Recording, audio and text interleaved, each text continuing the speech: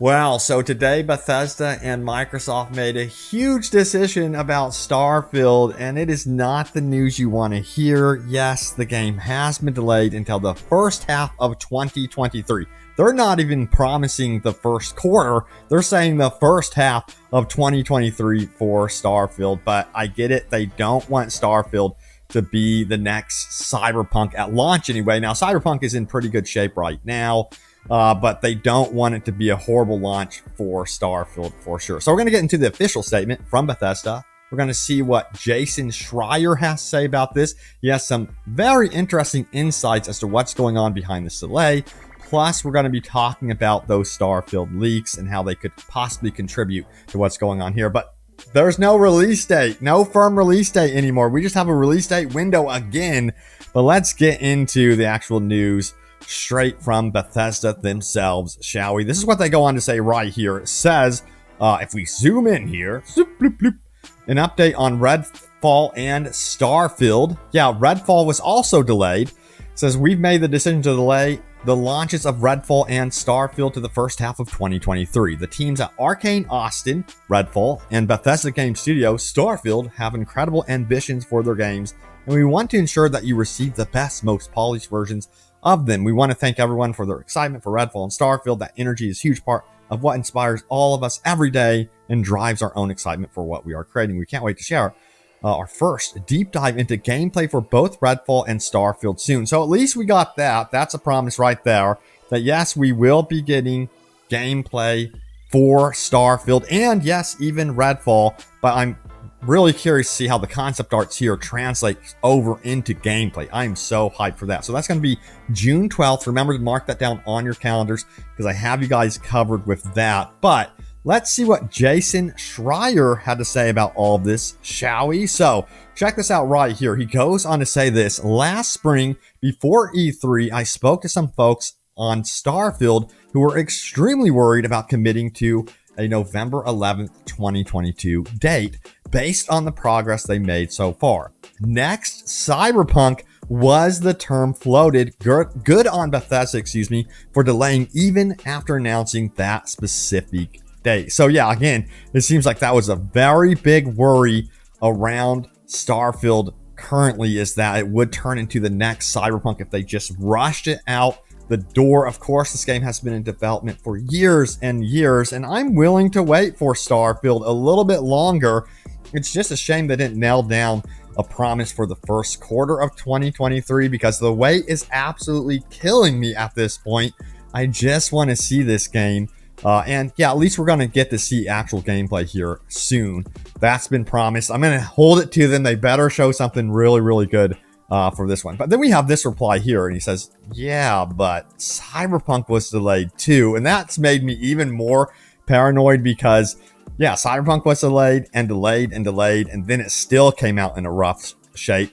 Now, Jason Schreier gave some input, and he says this right here. Cyberpunk wasn't delayed long enough. This will hopefully be.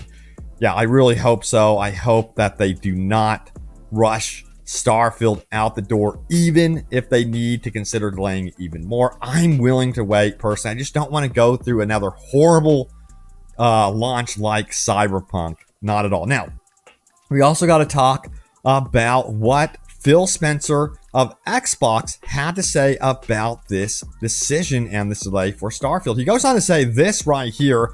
These decisions are hard on teams making the games and our fans.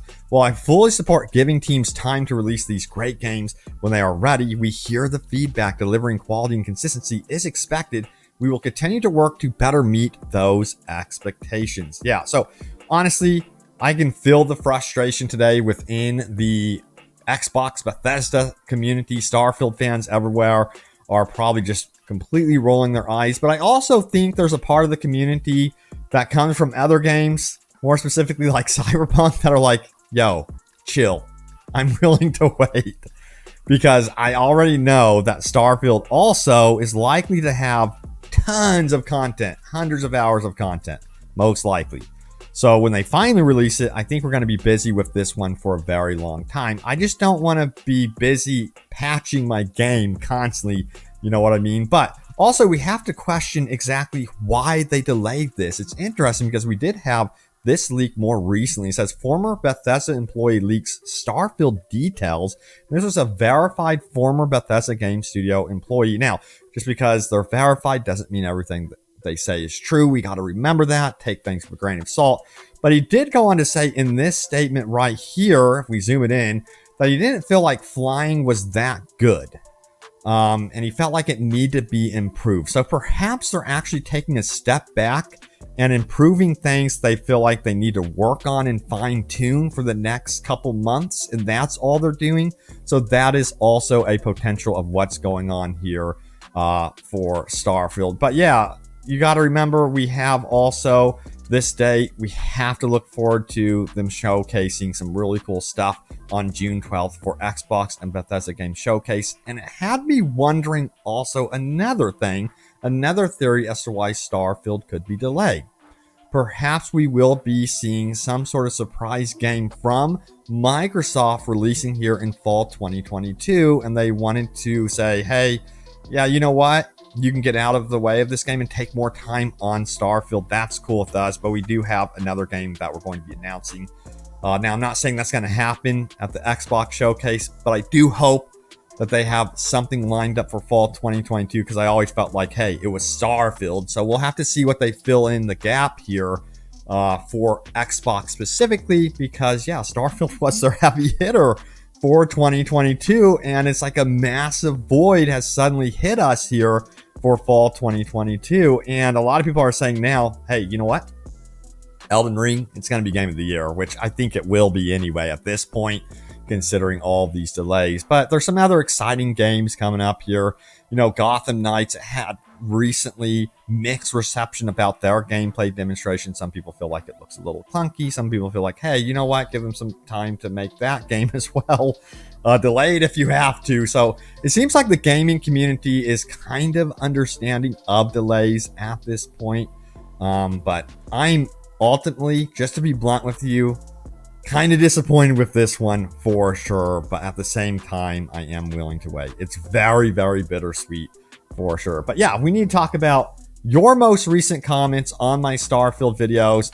Let's do this. So what was my most recent Starfield video about? Check this out right here. It says, Starfield, excellent news about new gameplay mechanics rumored, and more. So yeah, this was a leak, and according to, well, not exactly a leak, but according to documents from Bethesda, it looks like they're looking into some cool traversal mechanics when it comes to mantling and moving around. So it looks like mechanics like that will be improved in this game.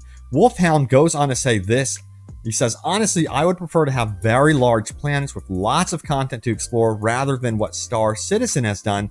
Lots and lots of small planets with hardly anything on them seems very boring to me.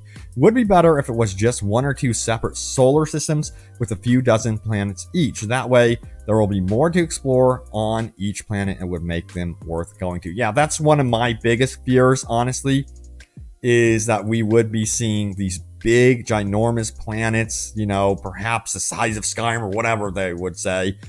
And there would be nothing really there. It would be mostly barren, and you're really, really trying to hunt for something to do. I hope that's not the case.